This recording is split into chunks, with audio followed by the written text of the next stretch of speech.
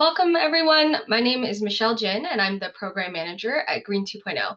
I'm excited to welcome you all to Advancing Pay Equity in the Environmental Sector. So despite progress, research shows that the wage gap persists with women and people of color often earning less than their peers. Green 2.0 created the Pay Equity Pledge in 2022 to address this gap and to increase awareness of pay equity for staff, specifically in the environmental sector. Now in 2025, we are relaunching the pledge to take a deeper dive into pay equity through 3 different levels and provide improved guidance and resources for participants. Today, we have the privilege of hearing from pay equity experts and from leaders in the environmental sector on best practices to help organizations and individuals assess pay disparities in our sector. So just some housekeeping notes before we begin. So Zoom captions are enabled for today's event.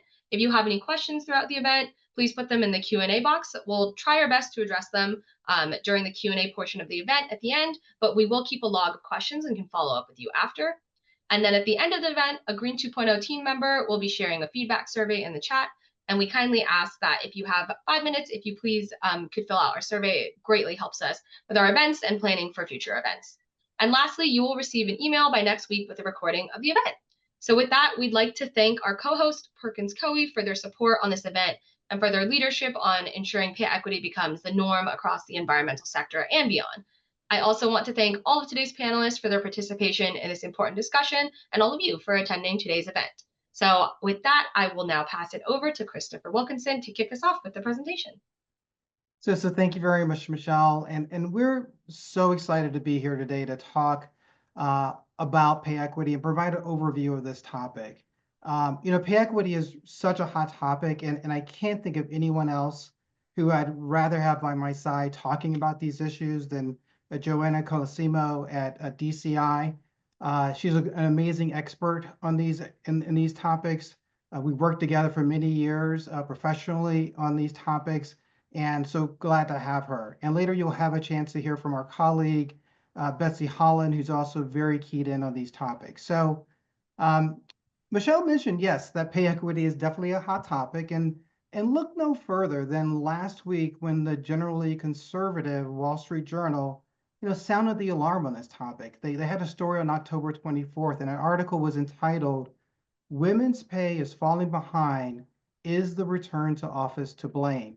And this noted that, year after year of a steady narrowing of the pay gap, that the pay gap has begun widening again starting in 2023.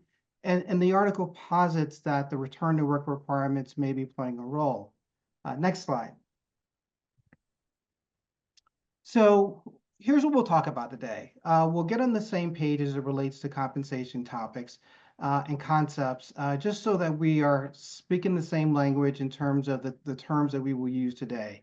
Then I'll walk through where we are in terms of the applicable laws, and then we'll also, and then Joanna's going to walk through pay equity studies, the nuts and bolts of those pay equity studies, and then do's and don'ts as far as what we see in terms of the things that people often go right in pay equity studies and things that often can go wrong in pay equity studies. And then, of course, we'll have some time for Q&A. So when we talk about compensation concepts, I want to just start off with, again, this pay gap number. Next slide, please, because it's important to understand what the pay gap number means. And I mentioned it in relation to this Wall Street Journal article. That's the pay gap is normally the number that you hear about, and those numbers generally look at women's pay as an average against men's pay as an average, and it does not account for the fact that many women may be in lower earning careers. So now when we talk about pay equity, that's a different term. That's looking at people in comparable positions, accounting for relevant factors such as compensation, education, training, experience, all of the things that can account for pay differences. Now, pay discrimination is what I'll start off on the next slide, and that is this legal concept out there of, are there instances of where a difference in pay violates the law? And that's typically through the application of civil rights laws as well as equal pay laws. So next slide.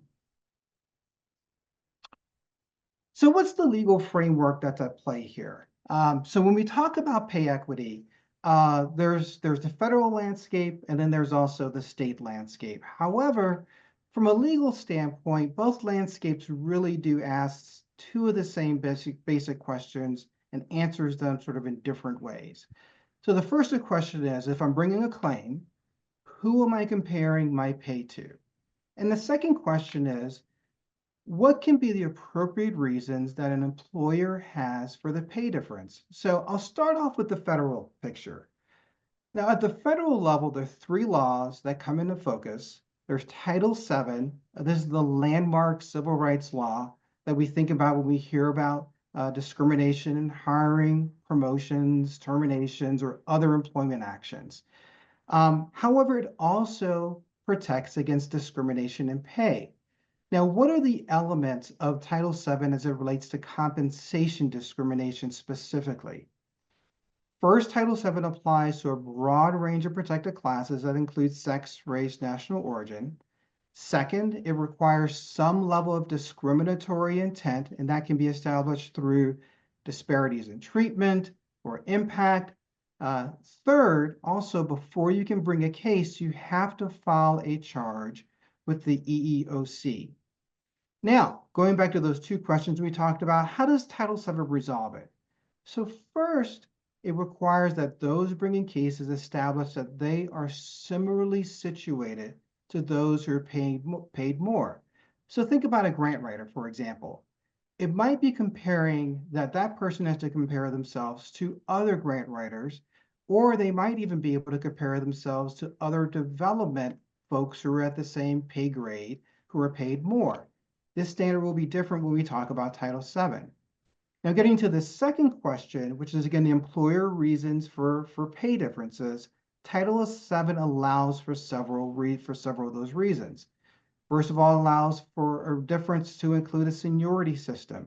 It allows for its difference to include a merit system. It also allows for a difference to be a system that measures earnings by quantity or quality of production. But there's a fourth reason, which is where all of the action is, and it's the difference that accounts for any factor other than here the protected class. So that could be sex, race, color, or national origin. Some of those factors we see in the law include education, prior experience, geographic location, qualifications. All of those can be a reason for the difference. Now, the Equal Pay Act is a second law that we'll talk about on the federal landscape. And that law differs from Title VII in three kind of major ways. First, it does not apply to all the protected classes, but only to sex. Second, you do not have to file a claim with the EEOC in order to bring an Equal Pay Act case. And third, it does not require an intent to discriminate. Now, how about those two questions we talked about? So it answers the first question about comparators differently than it does than Title VII. So rather than looking at those who are similarly situated, it looks at whether you're performing an equal job. So let's go back to our grant writer. It may be that grant writer could compare their pay only to other grant writers. And if your organization is large and you have level 1, level 2, level 3 grant writers, and this person who's trying to bring a claim as a level 2 grant writer, they might only be able to compare themselves to somebody who's at that second level. Now, that second question we talked about, again, that question as to what can be the reasons for the pay differences, those reasons are the same as Title VII, with that fourth factor, the one we talked about, still being a factor other than sex. And again, that's where all of the action is in terms of the litigation that we see. The Lilly-Ledbetter Act is an important development in pay equity because by all accounts, it got at a major issue in pay equity cases. So for, I believe, more than 26 years or so, 20 years or so, Lilly Ledbetter did not know that she was paid less than her male counterpart. So she filed suit, and the Supreme Court said, tough luck. You filed your case too late. So the Lilly-Ledbetter Act really tried to resolve this by stating, in part, that the statute of limitations begins with each new paycheck. So we started off with the federal level. So, what are we seeing at the state levels?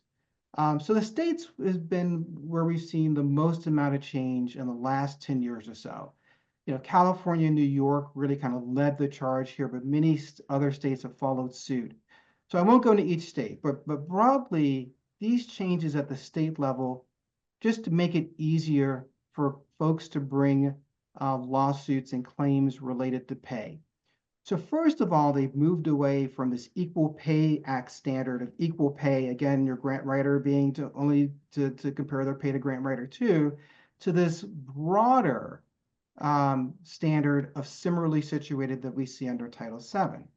And the second big change that we've really seen at the state level has been that instead of employers being able to say that they can, put out any reason for the pay difference, as long as it's not a sex-related pay difference, they can basically say they basically now have to prove that reason serves a legitimate business purpose. So, for example, instead of defending a lawsuit on the basis that the person was paid less because they had a bachelor's degree, you now have to prove at the state level that that bachelor's degree is relevant to pay and relevant to pay for that particular position.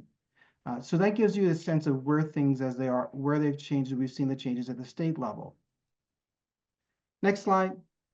So we've spent some time talking about, what I always say what the lawyers care about. And then we'll touch on what I like to sort of talk about of what the HR people care about. And this is what do I have to do when I file my reports every year? And what do I have to include in the job posting? And there are now state laws that have really affected those two questions. So I don't know if many of you remember that in 2018, there was this exercise that you had to do where you had to file your federal demographic reports, your EEO1 reports, if you were big enough, and you had to include pay information in relation to that report. That is no longer viable at the federal level. We certainly won't see that during the current administration. We may have thought we may have seen it in the last administration, but that's certainly gone. Now, what we'll see is that what we're seeing is that many states have these reporting requirements. And so just reach out to us if you're in any of these states. We can help you sort of think about how to do the reporting in those states in terms of the pay, but there are several states that have that type of reporting. The And second Chris, thing that we see is really this very, Joanna, you were jumping in? nope, go ahead. Oh, okay, I'm sorry. So the second thing that we also note is that with the Lilly Ledbetter Act and a lot of what we saw there was that transparency is definitely a big thing in terms of state regulation. So many states now have these requirements for job postings and for those job postings to include salary ranges and other information. Now, Colorado has been, the granddaddy of these types of laws. It not only requires that you have salary ranges in job postings, but also there's also a requirement to disclose salary information as it relates to promotions. So that's one of the things that we're seeing in Colorado. But in other states, we expect to see certainly that kind of law as it relates to greater transparency, as it relates to pay, and additional things that your HR folks need to be thinking about in terms of what needs to be on job postings. Joanna? Yeah, I just wanted to add two practical, tactical things to this. Thank you, Chris. Yeah. These maps kind of demonstrate as of today, and I just wanted to say that these state laws are continuing to Yeah. evolve. There, are some proposed, differences in various states. So we added a QR code to the bottom right-hand side for anybody that is in more of the practitioner space. And that will direct you to some of these maps where you can kind of download a summary of what is going on in each of these states in more detail. Yeah. Yeah, and that's important because I think it's in the next few weeks or a month or so, Massachusetts new law is actually, or revised law is going to come online. So it just gives you a sense of how quickly the landscape is shifting in this area. Definitely. Uh, So we're going to start off talking about our analytical framework, but before I turn it over to Joanna to give us the nuts and bolts of what we're going to start to see in a pay equity study, I just want to make a pitch for just a very important legal issue. So transparency, right, is important in terms of what we're seeing in the States and how sometimes you want to think about pay. But for your pay equity study, this work that we'll talk about here today, you need to be able to have robust conversations and honest conversations internally about your pay practices. At the same time, you do not want those conversations to be subject of a lawsuit or to be discoverable by a plaintiff's lawyer who turns around and sues your organization. So, what's the best way to protect that? The best way is really to make sure that you understand how legal privilege works. If you don't have an attorney involved in this work or in this study, typically the work is going to be seen as non-privileged and discoverable in a later lawsuit.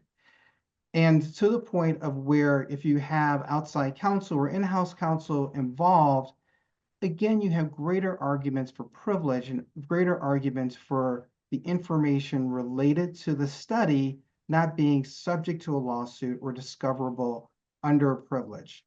I mean, it's discoverable in a lawsuit. So the takeaway here is to just to make sure that you understand how privilege works and to make sure that you protect it as best as you can. And the best way often to do that is to have outside counsel involved in assisting in your pay equity study. So Joanna, I'm going to turn it over to you to talk about the nuts and bolts of pay equity studies.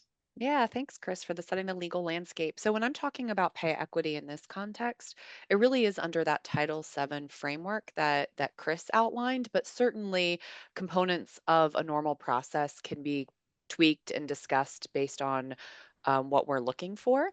And so typically we start a pay equity study by first securing the privilege that Chris talked about, making sure you have all the right stakeholders in the group that should be covered by that privilege protocol. But then when we really get into the details, it starts really with identifying appropriate pay grouping. So to Chris's point, who should be compared to who? Who is in a similarly situated group based on both legal standards and how you structure your jobs? Then we identify what I would even call merit based factors or job related factors that usually influence pay. Things like maybe tenure or education or a certification or performance, depending on what kind of organization you are and what your organization values in pay. You then identify what the appropriate analytical model should be, which is typically, in this case, regression analysis, which essentially controls for these merit-based factors to predict how people should be paid based on merit. Um, in each similarly situated employee grouping. You analyze that data, and then from there, you find those statistical flags of what groups are flagging, in which kind of protected categories might be flagging. But then from there, the job is not done. We usually really have to investigate those disparities and ask more detailed questions as to, well, did we miss something? Was our analytical model correct? Do we have the right people in the group? I'll be honest, just from my experience and working even with you, Chris, sometimes we do this great work and it's such a great analysis because we take a funnel and we really focus on the groups that are hot, so to speak.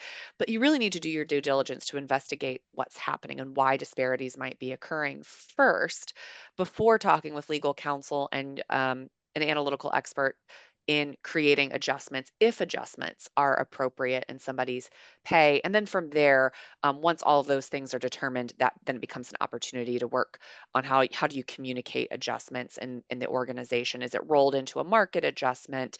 Is it, rolled into some other communication plan or some other activity that HR is undergoing?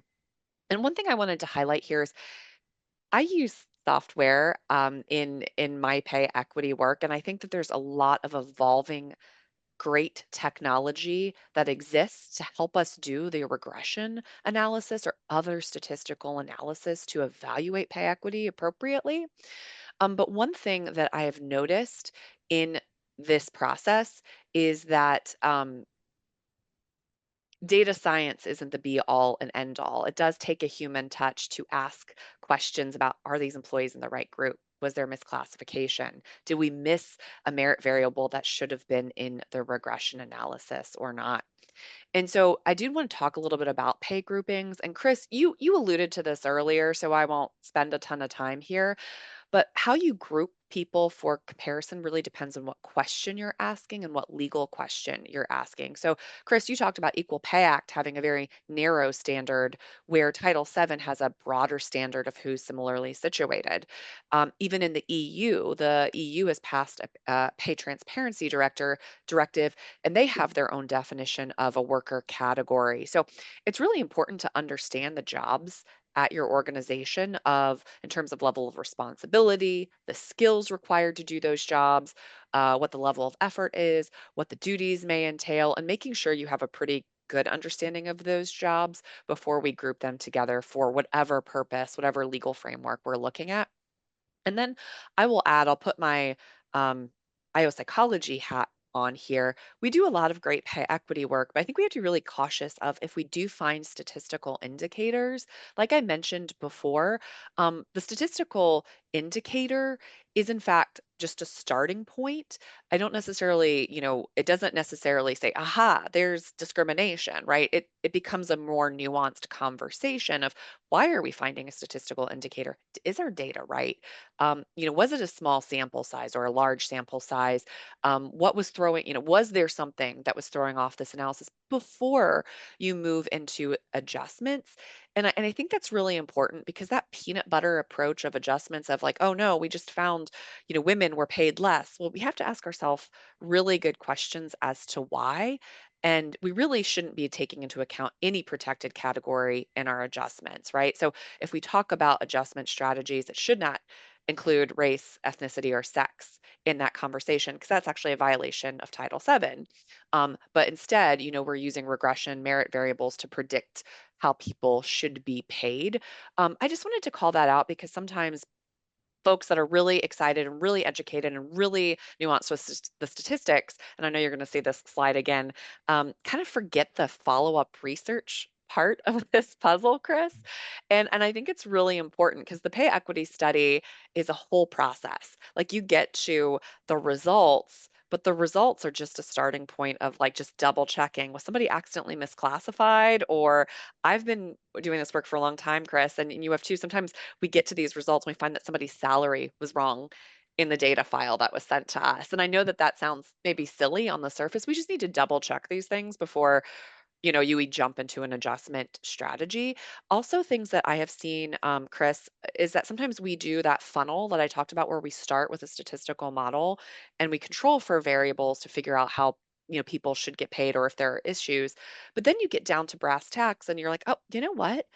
We didn't really have great data in their initial analysis that we didn't control for this really special certification that somebody has that maybe a couple other people don't, and they really, technically get paid more because of this special certification. So I'm just giving a couple examples on the lay of the land of why it's really a good practice, especially in this environment, to make sure that we're not doing that peanut butter approach to pay equity adjustments without asking really good questions.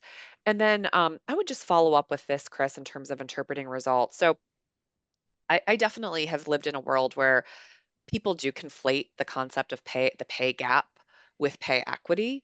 And keep in mind, anytime we're interpreting results, we have to remember what question are we asking. So if you're doing a wage gap study or a pay gap study, it's not going to answer the question on systemic pay bias within your organization, to Chris's point. A pay equity study where you're using similarly situated groupings and you're controlling for merit variables would help answer those questions. And then keep in mind, even doing a pay equity study doesn't always get into the broader societal conversation. There's sort of the macro level view versus the micro level view. And when we talk about pay equity in your own organization, that becomes more of a micro level view. You're really trying to understand how people are paid, why there might be disparities, and so on and so forth. I think it's really important to think about how results are going to be communicated, if communicated, especially in this particular environment. If you're doing this study under privilege, which I highly recommend that you do under counsel's purview, because there's risk, if you're identifying potential problems. The whole point of doing a privilege analysis is to find those problems and remedy those problems under good faith so that you're not necessarily a target for other risk perspectives. But just think about when you get to a phase where you might consider salary adjustments, you're going to be really thoughtful about how you want to communicate those to your employees.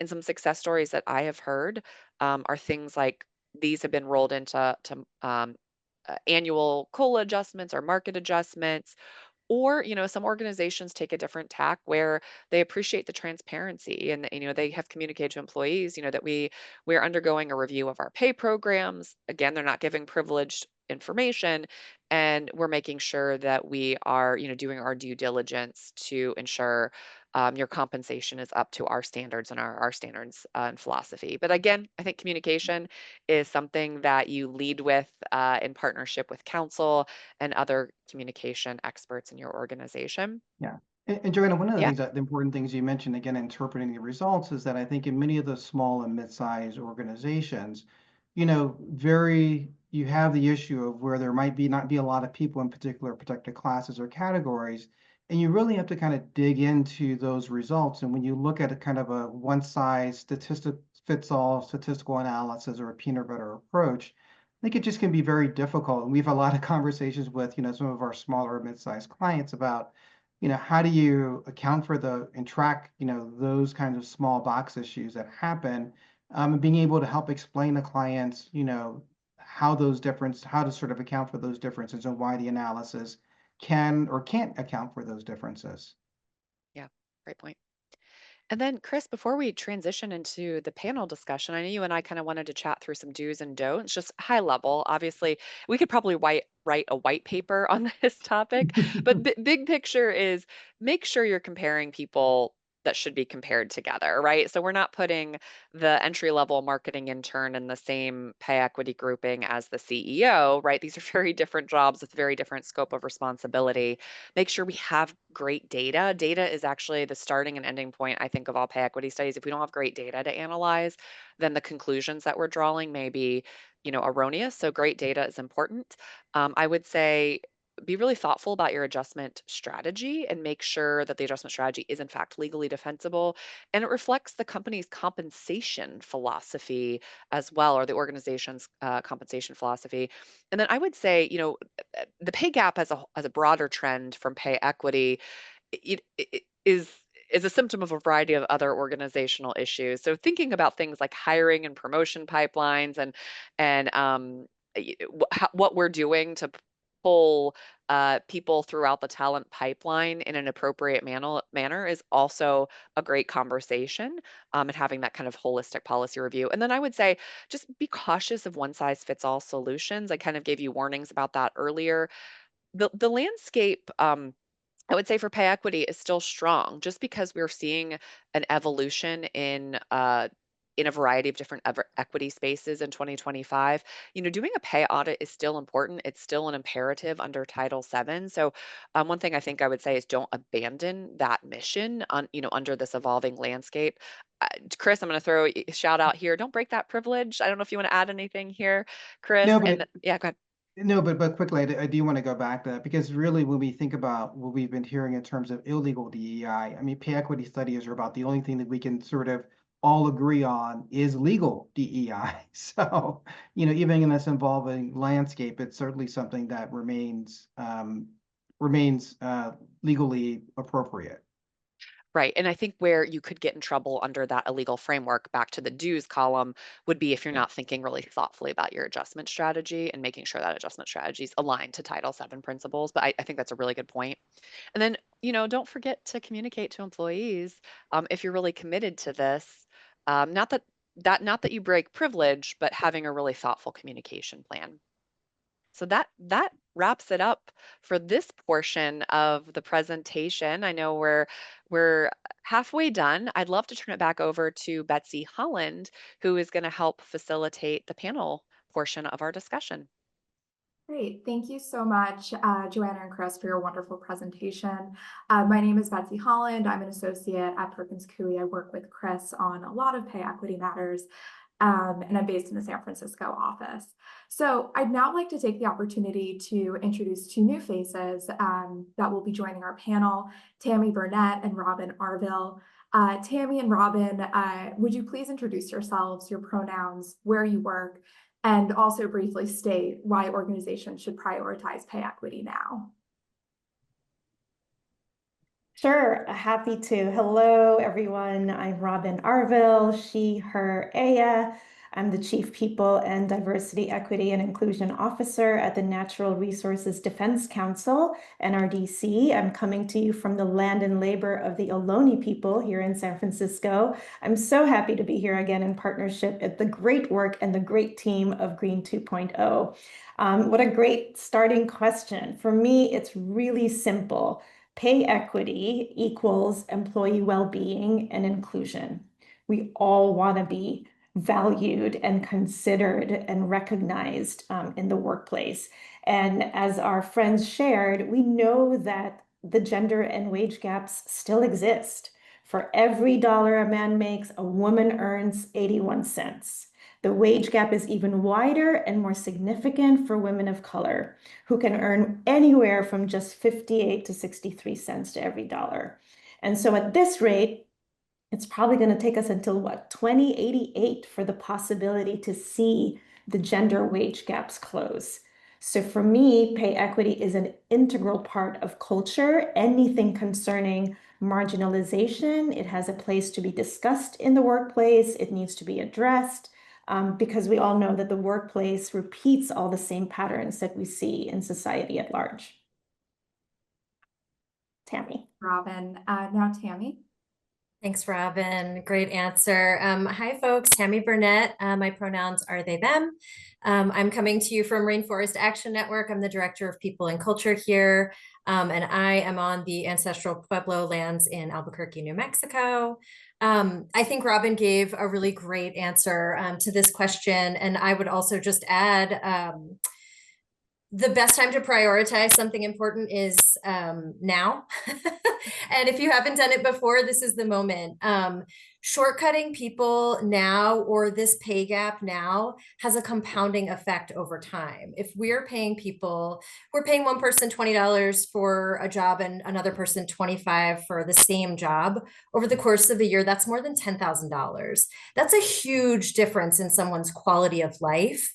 And I know in particular in the environmental world, we are nonprofit organizations. This thing called the nonprofit industrial complex does exist.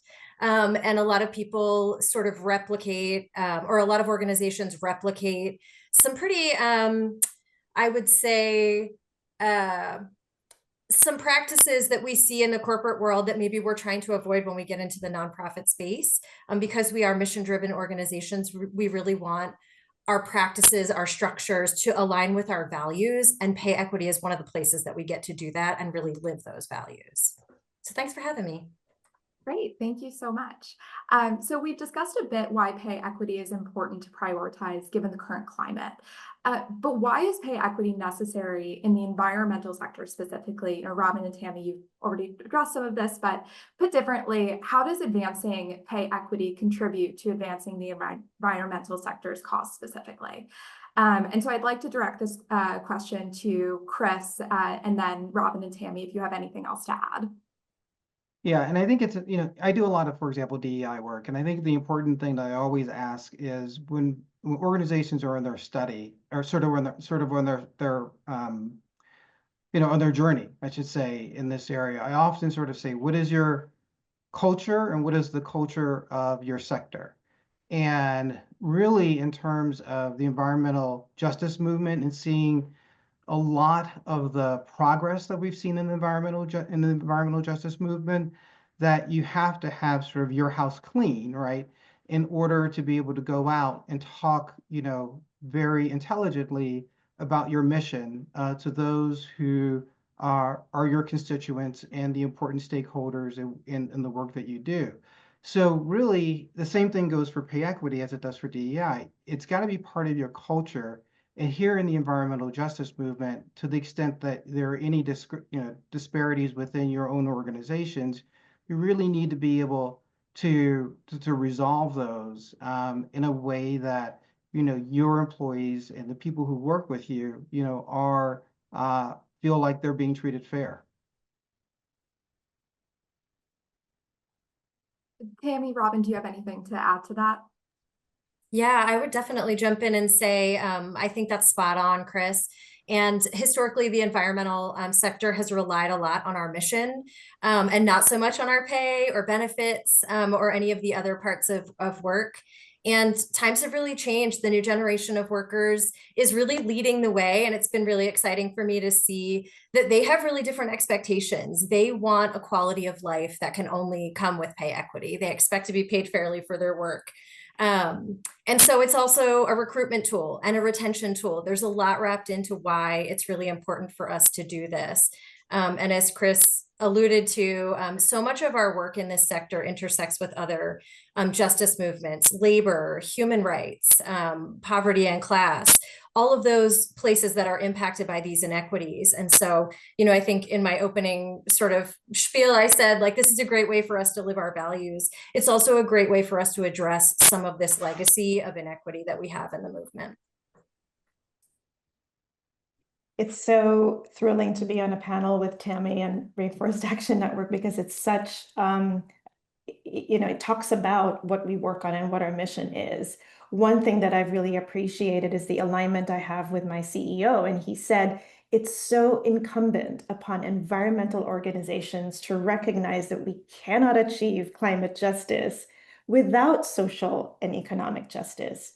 So fairly akin to what Tammy and Chris said. So for me, closing the gap on pay equity is just one thing we can do to ensure that people of color, especially women of color, are justly compensated and are in the jobs and positions where they feel they're flourishing and they're thriving. And so as an organization and as a movement, we have a responsibility to truly embody the values that we want to see in the world. Definitely. And so we all know that advancing pay equity should start with leadership. Robin and Tammy, I'm going to stick with you for now. But in what specific ways can leadership message pay equity to their staff to demonstrate transparency and organizational priority? You touched on communication, right? And it really starts at the top. We cannot promote diversity, equity, inclusion, and justice unless we are paying people of color, especially women of color, equitably and fairly, right? It starts with your compensation philosophy and how your compensation principles are the approach and the way we do the work. So that means we are messaging that we will provide comparable pay for similar roles, considering experience, performance, skill, tenure, all of that Joanne had covered. And it's really important for leadership to share that if we're going to build organization and environments where people from marginalized identities and from disadvantaged backgrounds, even including those I shared, can thrive, we must pay attention to this critical piece. Centering pay equity is just one way to bring us closer to a fairer future, to a more equitable future. And we need to get a deeper understanding of the different populations and how they experience the workplace, right? And to the extent that our populations are not being treated well, we're going to understand exactly why, and we're going to rectify those inequities. Because again, our goal is to care about a workplace that's fair, that's consistent, and that's equitable. And if it's part of your core values, you gotta walk the talk, right? Tammy, do you have anything to add? Not much. I think Robin really covered most of it and did such a great job explaining that. And I agree completely. I think communication, and it really does need to be from the top down. And I know there's a question that we'll talk about how people can get their leaders interested in this if they're not already, but truly having leadership that values this is really important. And then that transparency piece. of saying, we are going to do this. We're going to take this seriously. We're going to commit to it. You don't have to ask us to do it. There are through lines. For RAN, we start that conversation with the job posting, which has the salary range. When we negotiate with someone or we make an offer, we offer the top amount that we can so folks don't have to negotiate, because negotiations have historically been harder, or women, minorities, people of color in particular, have not been trained in how to negotiate for fair salaries. So it does tend to benefit certain populations. So that's just something that we try to remove from the equation. So really creating those structures and then communicating about them to our staff is the way, I think. And Robin alluded to that too, said the exact same thing, I think, excuse me, which is that it's one way that we do this, but it is a really critical way. Thank you. And you also brought up a great point that, at some organizations, leadership does not have buy-in to prioritize pay equity best practices. I'd also like to loop in Joanna, who we haven't heard from in a bit. So Joanna, and also for Tammy too, what advice would you give staff when trying to convince their leadership to commit to pay equity and implement those best practices? Sure, Tammy, if you're okay, I'll take a first stab at it and then turn it over to you. Okay. So in my practice, we think a lot about this as a business consideration. In addition to a compliance, consideration, certainly we want to be in alignment with the law and ensure that we're doing that. But this is a business consideration. I mean, pay equity relates to long-term retention of your staff, reputation, consistency with organizational values. It could also be useful for some that are trying to convince their leadership to really invest time, effort, and resources into doing pay equity, to provide data for context, like share relevant internal or industry benchmarks or employee feedback, to support the cause. Like if you have that employee feedback, and then maybe just start with baby steps. Like everything is just, if you can't, swallow the whole whale, start with where you can start, right? Start with where you can start. So you have some manageable steps. So you could do a pilot audit. Maybe you could start with like one particular group that you focus on as an initial action for, as a starting point. So there's a couple thoughts. What do you think, Tammy? Yeah, absolutely. I think starting with data is always the way. There is obviously always an emotional component to pay. It's tied to sometimes to our identity. It's tied to our quality of life. But really getting clear on that data. And I hope I'm not giving any secrets away, but I will just say I really encourage staff at organizations where maybe your leadership hasn't come to this conclusion yet. It is your right to talk about your pay among your peers. I think there's this like sort of taboo thing that happens where we're taught not to talk about our pay. And that's one way that you can do this, is to talk to your colleagues and see what's happening there and see if you can pull out any patterns that you can highlight. Talk about what your competitors are doing. The environmental sector is really competitive. There are lots of really great candidates out there, and there are way more jobs, I think, sometimes than we have candidates for. And so pay equity is the thing that can give organizations a leg up. I know it has helped RAN. Our candidates say this when they come through our interview process. I'm sure Robin experiences the same thing, that it really is a great way for us to be able to attract people. And so if leadership is not thinking about it in those terms, it's really, just as Joanna said, making that business case. And then another way that you can convince your leaders, or at least bring them to the table, is unionizing. The environmental sector is very closely tied to the labor sector in a lot of ways. Human rights are really important. And we have seen an increase in unionization, I think, in the environmental sector in nonprofits. And that is definitely a way to get your concerns heard. So talk to your colleagues.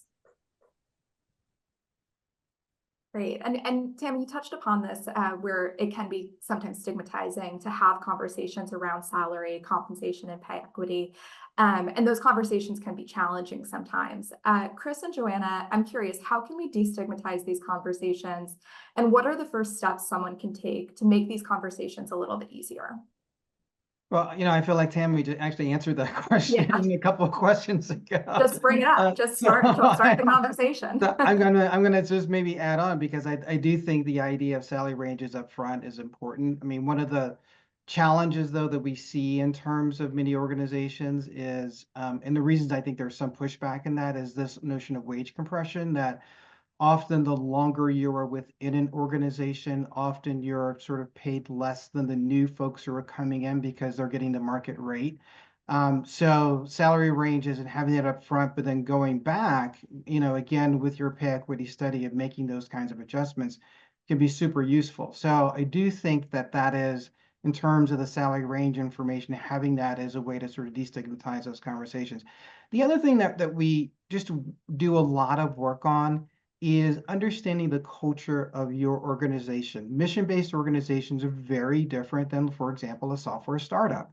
And we have to know that to the extent that there are going to be different thoughts about transparency, how you communicate about the work that you're doing, the different models you're using, the adjustments that you're making, and how the study is being conducted is frankly going to be, I will say as the lawyer in the room, I mean, it can be very difficult to have the conversation and to push back, but I also know that we can also come to a place of where I'll probably feel less comfortable with the conversations you have, but I also know that those are the conversations that are important for your business directive and the mission of your organization. So I do think that, having that conversation up front and that strategy up front is just so important rather than thinking about it on the back end.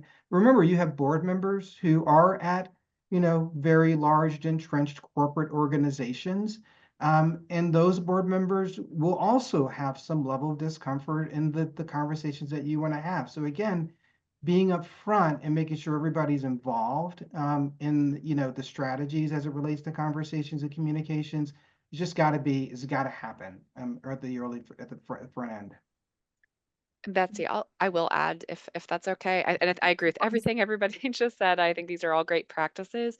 Um, I've done a fair bit of work with organizations where um, a lot of deep dives where it's interesting that sometimes employees just don't know how they're paid, right? Even if the organization has like a really clear compensation structure, I think there are sometimes there's a gap. So I would encourage things like providing manager training for clear and empathetic communication. So making sure the leaders and like your mid-level managers have some talking points and toolkit items of like how your salary structure works. Do you have defined compensation bands?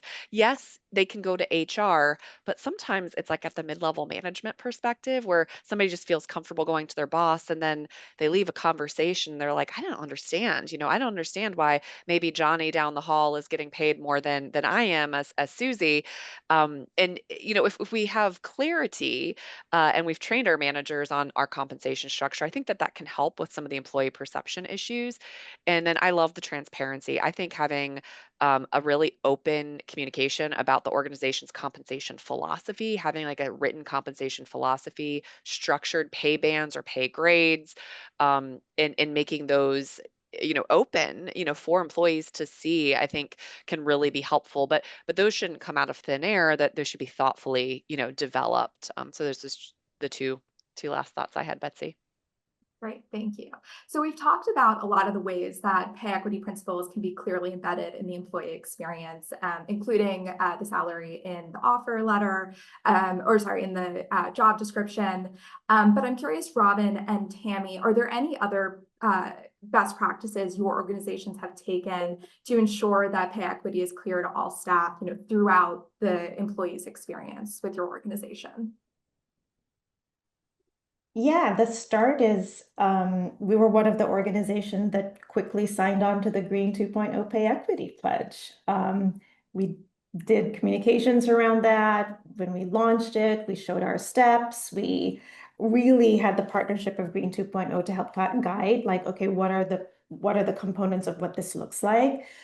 We fulfilled a key milestone of that pledge by completing a pay equity audit, and we shared the results with our staff. It comprised an in-depth review of our compensation policies, our practices, the full salary ranges, the levels, our whole job architecture. We looked at demographic data in various ways to really consider the impact of salary across various employee groups. And then we shared, the results at a high level with our staff. So many of what Joanna shared is actually what my current organization is doing around pay equity components. Data is so powerful, cannot stress enough how grounding it is a tool to base key decisions and next steps, and allows us to quelch some of the narrative when people say inequity versus, whether that's hearsay or whether data actually proves that there is inequity, right? We've done we've banned hiring decisions around applicant salary history. We disclose wage ranges in job listings. So we've communicated our commitment to continuous improvement because it's also paramount in achieving pay equity. Also, given the fluid nature of hiring, we have ongoing monitoring and regular review of our plans and our policies because our workforce makeup and positions evolve, much more so now in such a dynamic and complex market. Thank you, Robin. Tammy, anything to add to that? Yeah, I echo Robin. I'm so grateful for Green 2.0 and this pay equity system that really makes it a no-brainer to take organizations through those steps and figure out how to start this. I think one of the things that we've been talking a lot about lately, and RAN is a union environment. And so working with our union on promotions, because this is where we found a lot of confusion. People were not clear. They didn't understand how to advance. And that definitely has an impact on people's pay equity. So making those steps clear, agreeing to clear sort of percentages or amounts for certain kinds of promotions so that we're not awarding based on any subjective criteria. It's really an objective structure. And similarly, we've done a pay equity audit. RAN does salary benchmarking of our entire staff every 2 years. So that gives me the opportunity to look every 2 years and see where everybody's at. I will just say RAN is a very small organization. We only have 60 staff. So that's a really easy thing for me to do. And our DC is like, I don't know how many hundreds of people you all have. So I think it's probably a different system, but you can replicate this at any type of organization size, I think is the point that I'm trying to make, whether you have 10 staff or 10,000 staff. It's really easy to sort of follow the steps that Green 2.0 has laid out, and we're so grateful. Thank you. So that concludes the panel portion. I'd like to transition to the Q&A. We've had quite a number of questions pop up through both the presentation and the course of the panel. So starting off with the first question, and I believe this is probably Chris's best to answer this, but how do the federal laws apply to organizations based on their size? Do they apply regardless?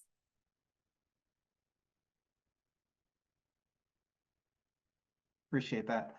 I'll start with the state law level. I mean, all of the states have different laws and different thresholds in terms of employee numbers. It can be generally 2, it can be up to 5, it can be 15.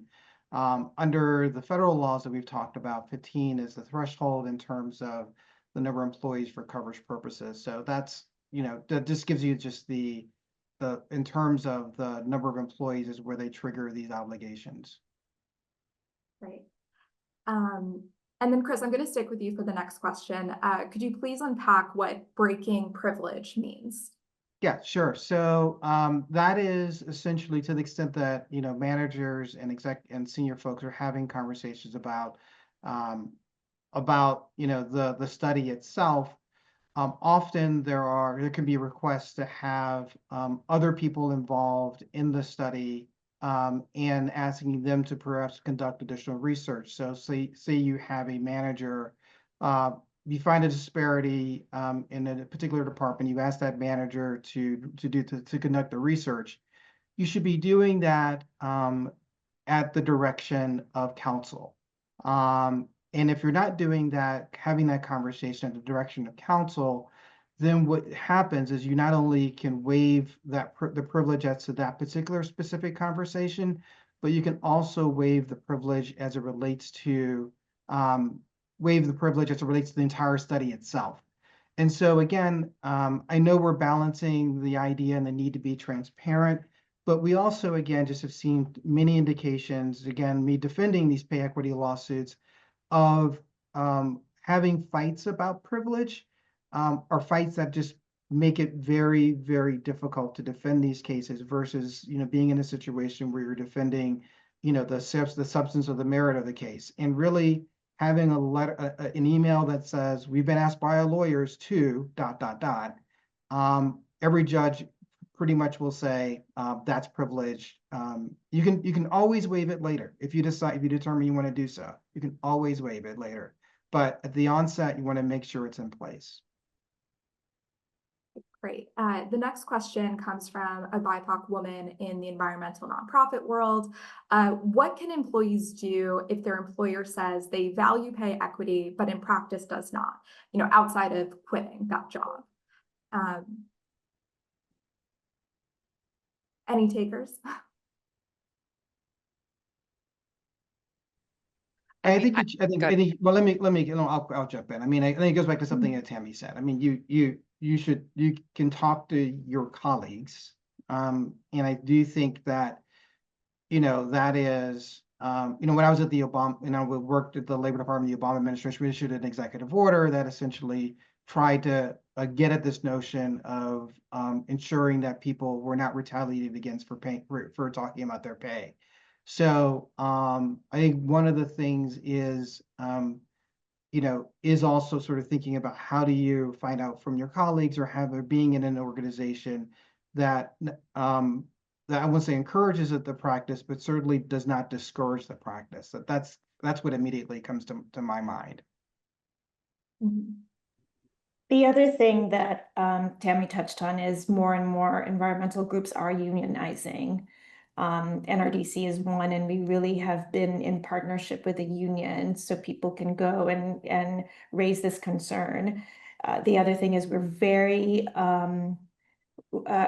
intentional about retaliation. We really want to ensure that people can go to their HR partners, to the head of our total rewards and compensation team, and really your managers. Like, we have to ensure that we do walk the talk when we say that we value DEI, and how is that in practice? And so I think it's really important that there are trustworthy colleagues and partners in the institution that people can go to. But if there are DEI functions in your organization, the Office of Diversity, Equity, Inclusion, we have that, is another avenue to raise concerns. But it is really incumbent upon leaders and leaders on this call to really ensure that they're practicing behaviors that are non-retaliatory. And again, what are the behaviors and approaches when we actually say these are our core values: fair, consistent pay? And what does that look like? Thank you. So I believe we have time for one last question, which is, my organization follows location-based pay. What are your thoughts about location-based pay and how that needs to be addressed? Yeah, I can jump in here. When I arrived at RAN 4 years ago, we still had location-based pay as part of our compensation system. We do not anymore. And that was an intentional shift for us. So I think there are aspects to our compensation that are location-based. I should say we have international staff. They're in various places around the world. And there are reasons that we've chosen to do that. So it really depends on what you are trying to achieve with your compensation philosophy, I think, and how location-based pay fits into that.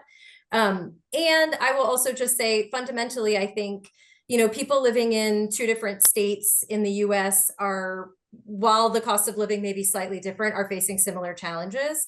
I think location-based pay generally should be reserved for where there's a huge difference in sort of cost of living or cultural differences around pay versus just people live in a city versus not in a city, especially if we're talking about pay equity where people do the same work. It's easier at RAN. RAN is a smaller organization. As I said, we do not have that many staff. It becomes a different challenge when you are in a very large organization. I'm sure Robin has contended with this, having staff maybe scattered all over the place and multiple staff scattered all over the place. So I think location-based pay, as you become a larger organization or at larger organizations, can tend to make more sense than at a smaller organization where people might be doing similar work just in slightly different places. Thank you, Tammy. So it looks like we're now at time. I'd like to thank our panelists for their time and wonderful insights. I myself have definitely learned a lot. I'd also like to thank Green 2.0 for coordinating today's presentation and panel, as well as their continued efforts to push forward pay equity. So if you have not already done so, make sure your organization signs on to the Green 2.0 Pay Equity Pledge. And with that, I will conclude this today's panel. But thank you so much, everyone, for joining.